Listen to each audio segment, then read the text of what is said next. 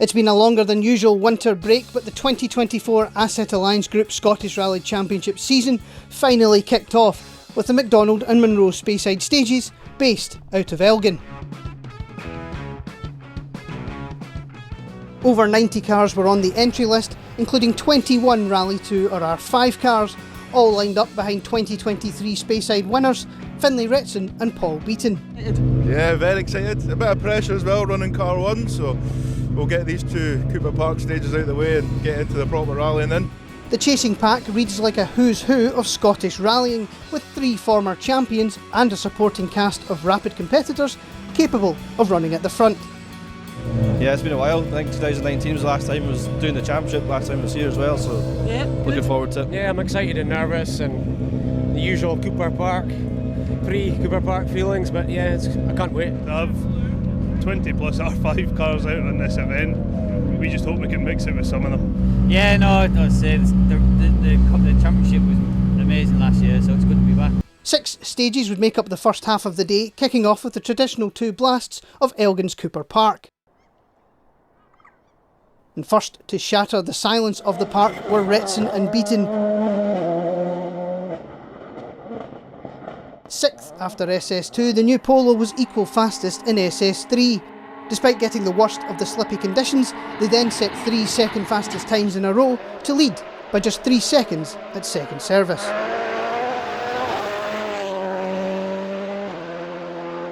Also experiencing VW power for the first time, David Bogie and John Rowan left the park in equal 4th. They tied with Retson and Beaton in 3 before dropping 12 seconds in 4 after a scrappy run. 5 and 6 were much better, 2 fastest times, leaving them just 3 seconds off the lead.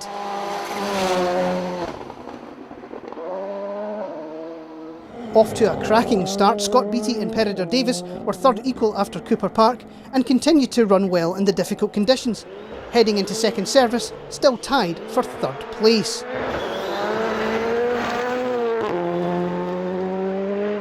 And that was with the 3rd VW Polo of Ewan Thorburn and Keir Beaton.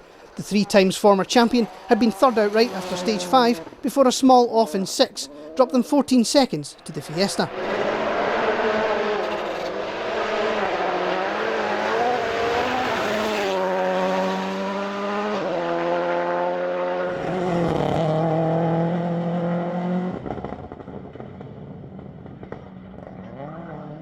Five seconds further back came the 2024 edition of the Jock Armstrong Co-Driver Academy. Owen Patterson stepping in to guide the former champion in the famous Orange Impreza, and things were going well. Jock and Owen keeping things safe in the slippy conditions to lie 5th. Well, Claire's feeling like a new woman apparently after her new hip, so she's raring to get back into the car, and yeah, it'll be good. We're gelled really well as a team over the years, so it'll be good to get back to some normality. And we had a shakedown a couple of weeks ago, and I reckon 4 corners in, and it was like I hadn't really been away for long. So I'm hoping it'll just all click into place. I'll do my job, he'll do his. Yeah. Fine. Very happy to be back together as a team. Michael Binney and Claire Mole had made a steady start. Michael feeling very rusty after a difficult end to 2023. Despite feeling they were struggling, the Fiesta was 6th. 15 seconds up on Stephen Petch and Michael Wilkinson. It was a steady start for the English Fabia crew, 13th overall after 4 stages. As things got slippery, they found their groove, forging up the leaderboard to 7th after stage 6 and planning a tyre compound change for the afternoon.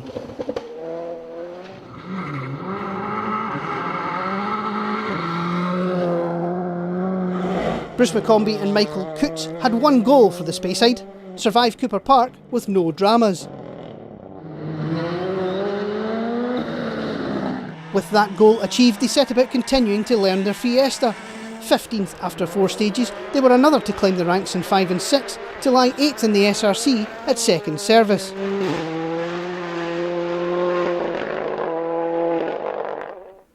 Yeah, it's Mark. Here's Mark. Now, Strong podium threats in 2023, the Speyside wasn't going as well for Mark McCulloch and Michael Hendry. Mark fighting to keep the car on the road, and they suffered both a spin and an overshoot in stages 5 and 6. That left the unique Proton Satria in 9th, 6 seconds up on Ian Forgan and reigning co-drivers champion Chris Lees.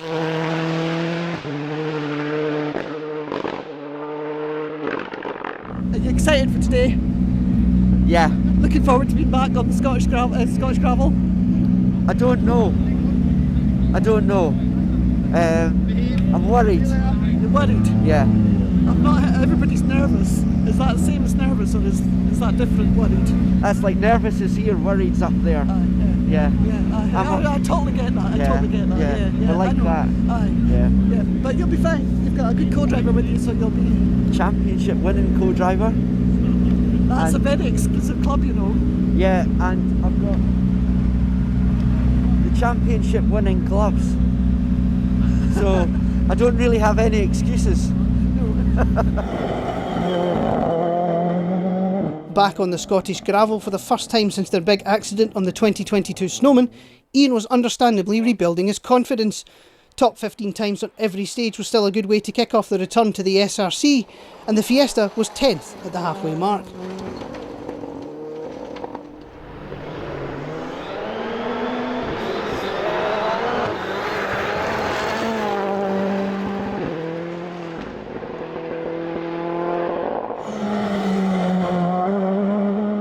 The difficult conditions had already claimed some big names. First to go, Freddie Milne was returning to Scotland, having taken honours in Spain in 2023.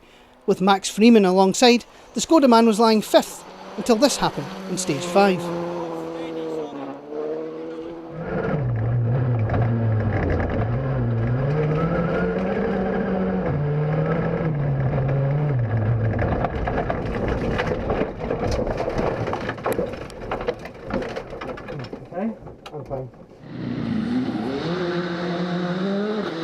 Having an even better start, John Wink and Will Atkins were lying 2nd after 4 stages, despite flirting with the edges of the road.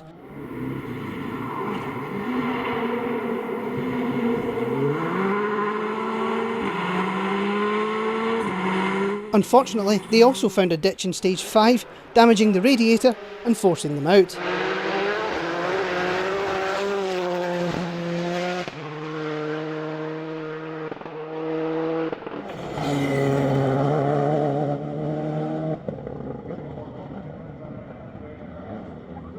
SS5 was clearly the bogey stage for many hopes, leading after Cooper Park, Hugh Brunton and Drew Sturrock slipped back to 10th on the first 2 gravel stages. Pushing hard to make up time, they would park the car on its side against a tree in SS5, thankfully without too much damage.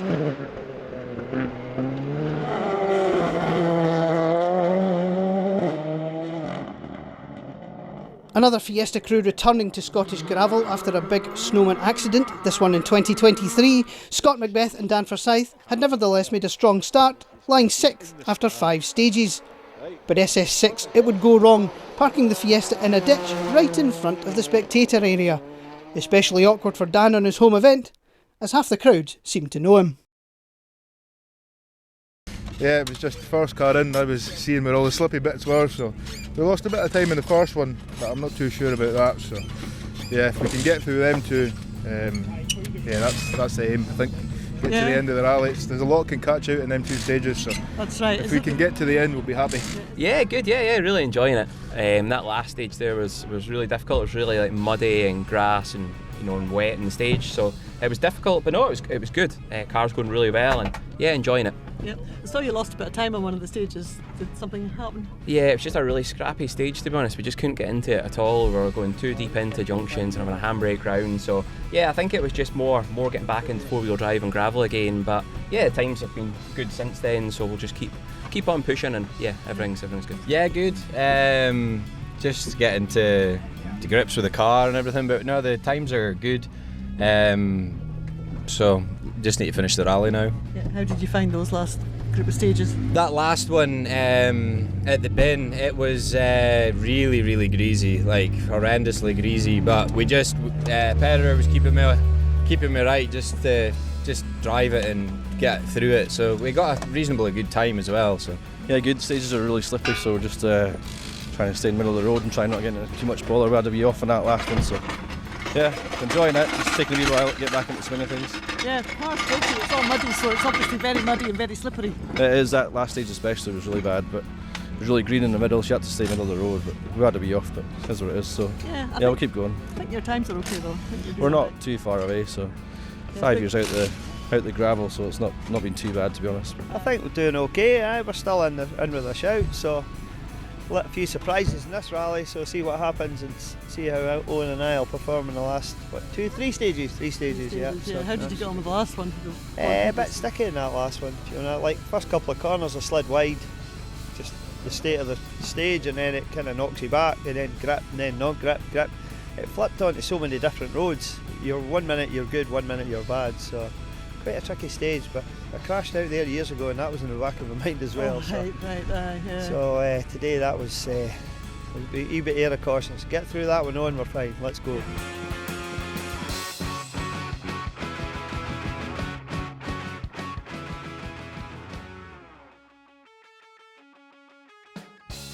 Three more stages would round out the day. Before we count down the final top 10, let's take a look at some of the other category winners.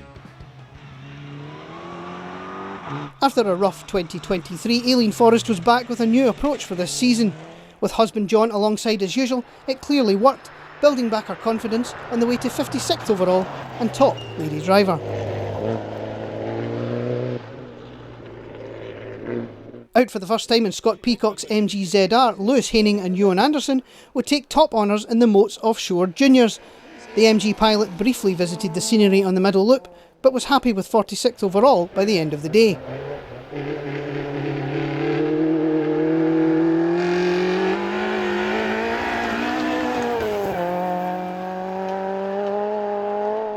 Making his first start on the gravel, Alan Scott and co-driver Shayna Archibald impressed many onlookers with their pace in the Triple M MG3. An excellent run to 40th overall caught the eye of the SRC committee, and they were given the SRC Star Drive nomination.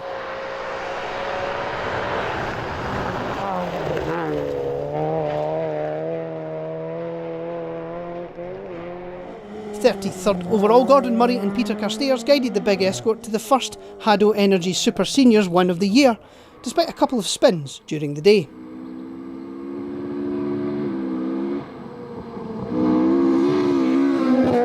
And taking first blood in the groundwater lift trucks Subaru Cup, reigning Cup champion Jordan Anderson and co-driver Kenny Fogel were very happy at the finish.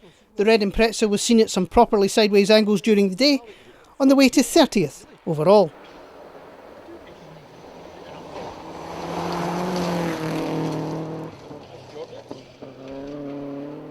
Second two-wheel drive, the Pro 2 Class 1, 14th overall and topping the Albin Garage Challengers, Robert Proudlock and Stephen Brown were using the weekend to continue learning their new Peugeot 208 Rally 4.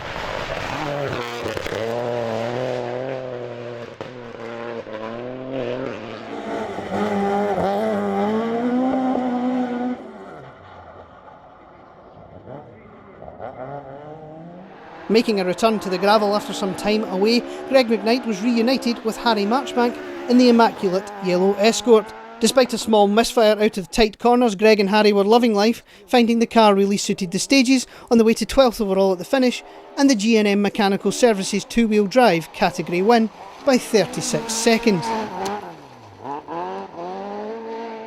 There was a late sting in the tail for Beattie and Davies, the Fiesta sliding into a ditch in stage 7 and taking 6 minutes to dig out. They bounced back with 2 top 10 times in the last 2 stages, 100. Ending their day in 31st overall. Short 3 right in, and 5 right over crest, into short 3 left in of a bump, 100, 6 right, 60 down, slow 5 right, 60 slippy for square left around Bale. There was also late drama for Forgan and Lees, a broken drive shaft leaving them with just rear-wheel drive for the last 2 stages. They nursed the car home, taking 10th in the SRC.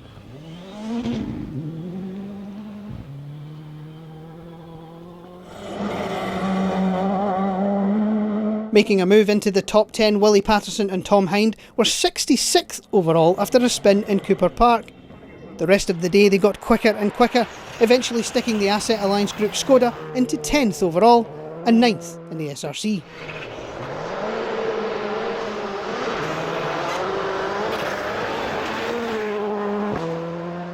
"22 seconds up the road, McCombie and Coots continued to learn their Fiesta. The only blemish on a good run was a slow time in the very tricky Stage 7. Now they switched to Mark II Escort power for the tarmac of the Jim Clark.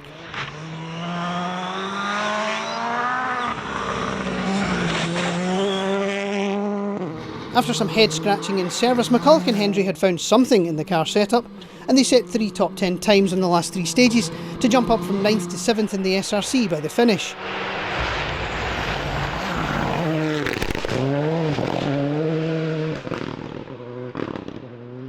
Binney and Mole's difficult day was capped off with an overheating engine on the last 2 stages. The Fiesta absolutely crawling through the final stage, but still managing to hold on to 6th. Buy one, get 3 free. That's not true. Paid full price for them all. Oh, right. We've got an indicator's going here. Oh no. Oh no, Michael. Leapfrogging the Fiesta, Pitch and Wilkinson's tyre change clearly worked. The Fabia setting 3 top 6 times over the final loop. 5th in the SRC was an excellent start to their 2nd full Scottish season.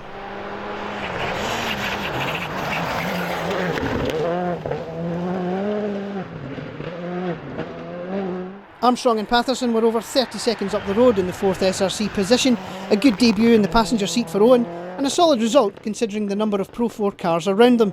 Exciting things are in prospect for the team, with rumours of a new car making an appearance next time out.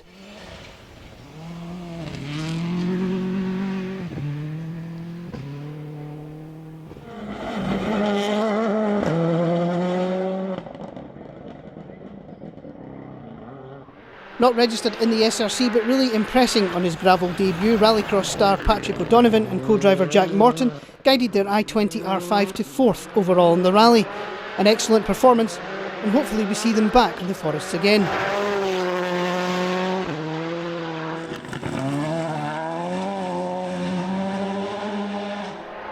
After their off in 6th, Thorburn and Beaton were back on the pace for the final loop, the Blue Polo equal fastest on the final stage.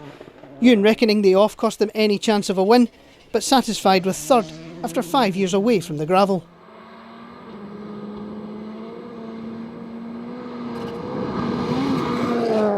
Yeah, it's been good.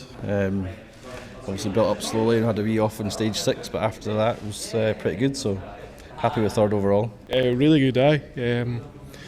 Just a wee tour around the Speyside with you and a wee day out, a wee trip out. Yeah, it was good. Driving Miss Daisy. Enjoyed it. I would have liked to have beat Paul, but we never got there, so we need to try harder next time. Oh dear, yeah, family bragging rights. Ah, exactly. Go to him. Never mind. Exactly. But you've had a good day. Yes, and cars here in one piece, so that's amazing. And you enjoyed the stages? Stages are really good, yeah. Just stage 6 was really slippy and we had a bit of a moment there, but apart from that. Was that the only moment all day? Yeah. Well, maybe not, but the only one you're owning up to. Yeah. The one that really slowed us down.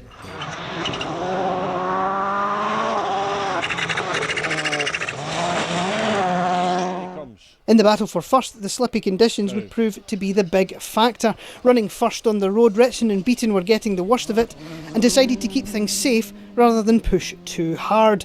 3 top 5 times in the last 3 stages saw them slip back to 2nd by the finish. With Finlay really enjoying the polo, they would continue to be a team to watch for this season.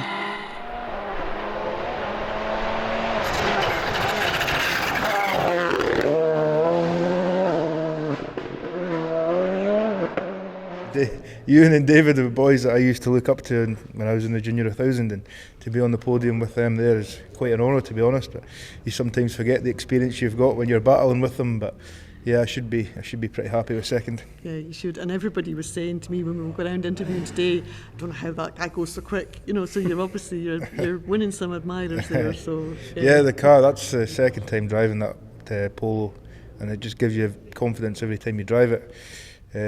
So yeah, hopefully we can build on that and see where we get to in the future. Good. Did you enjoy the stages today?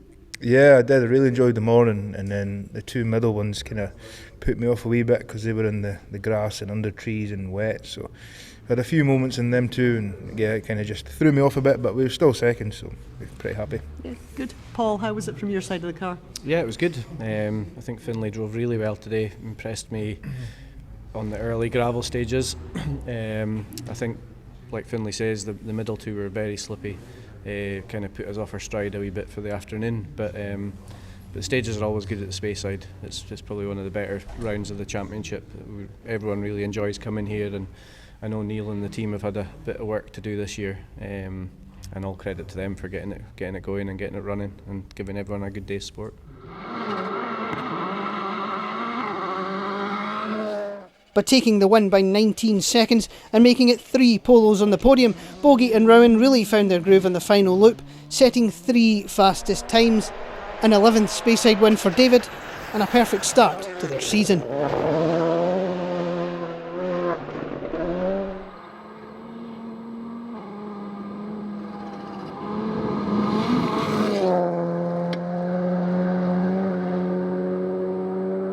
Yeah, it's been fantastic. The stages up here are still, in my opinion, the best in Scotland. Really, really good driver stages, slippy in places, but no, good. The car was fantastic. Obviously the Don Buckley car was, it done everything we wanted it to do. So yeah, it's been good fun learning the car, and obviously it's nice to come away with a win. Good. You must have had some push on those last 3 stages. Yeah, I think just everything came together. I didn't feel like we were trying any harder, but everything came together. So yeah, it was good. Cars in one piece, and obviously smelling of champagne, so yeah, it was good. Good day. John, how was your day?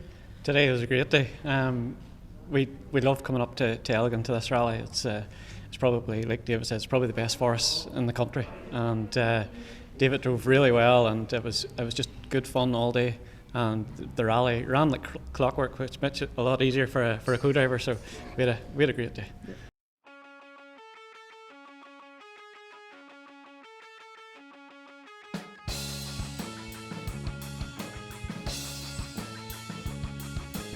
So it's first blood to Bogie and Rowan, and a perfect advert for Volkswagen at the top. Up next, the Jim Clark Reavers. Thorburn won in 2023, and Bogie will be back to two-wheel drive with his Mark II Escort. Who will come out on top in the first tarmac round of the season on the 26th of May?